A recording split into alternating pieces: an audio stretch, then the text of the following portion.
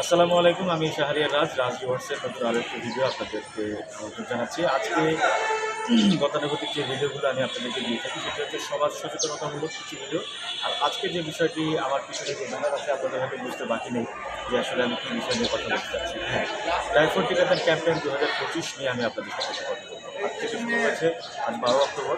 Typhoid জ্বর থেকে আমরা শিশুকে সুরক্ষিত রাখতে সরকারের ইপিআই কর্মসূচির আওতায় দেশব্যাপী এই 12 অক্টোবর থেকে 1 মাস ব্যাপী 13ই নভেম্বর পর্যন্ত এই ক্যাম্পেইনটা আজকে থেকে চালু হয়েছে। আপনারা জানেন যে কিছুক্ষণ আগে স্বাস্থ্য উপদেষ্টা এবং মহিলা ও শিশু বিষয়ক উপদেষ্টা দুজন নূরজাহান বেগম এবং জাহান তিনি তারা এসে উদ্বোধন করেছেন স্যার সলিমুল্লাহ এতিমখানা আজিমপুর থেকে। তা আমরা সেই জিনিসটি কভারেজ করেছি এবং আমি আপনাদেরকে বলবো, আপনারা জানেন যে বাংলাদেশে প্রতি বছর 6 থেকে 8 হাজার মানুষ টাইফয়েড আক্রান্ত হয়ে মারা যাচ্ছে। আসলে সেই মহামারী, আমরা মহামারী বলতে পারি অনেকটা, টাইফয়েড পানিবাহিত একটি রোগের একটা অন্যতম বাহক। আমরা সেই জায়গাটা থেকে টাইফয়েড থেকে বাংলাদেশের মানুষকে, বাচ্চাদেরকে বিশেষ করে মুক্তি দেওয়ার জন্য এই পদক্ষেপটা নেওয়া হয়েছে সরকারের পক্ষ থেকে এবং আপনারা জানেন যে সহযোগী হিসেবে আছে ইউনিসেফ এবং স্বাস্থ্য সুরক্ষা ফাউন্ডেশন সহ আরও কিছু নাম না জানা সংস্থা। তো আমি আপনাদেরকে আবার আরও একটা বিষয়ে অবগত করবো, সেটি হচ্ছে যে আপনারা ইতিমধ্যে জানেন যে 5 থেকে সারা বাংলাদেশে প্রায় 5 কোটি শিশুকে এই টিকা ক্যাম্পেইনে আসা হয়েছে। এবং আমি আবারও আপনাদেরকে বলি, 9 মাস বয়সী থেকে 15 বছরের নিচ পর্যন্ত সকল শিশুকে টিকা দেওয়া হবে। আর আরেকটি বিষয় আপনাদেরকে আমি বলি, সেটি হচ্ছে যে ওয়েবসাইটে রেজিস্ট্রেশন করতে হবে।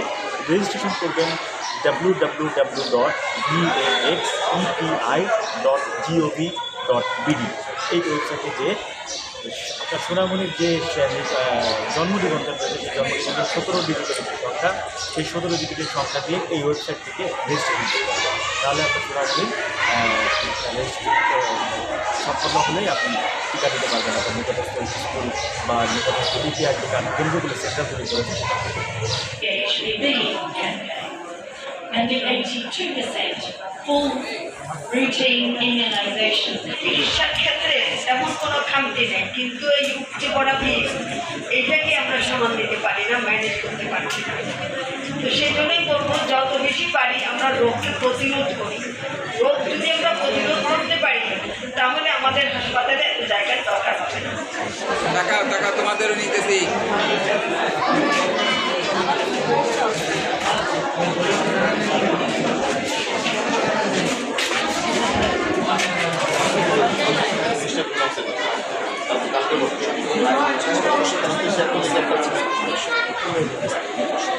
হ্যাঁ, বলে নেন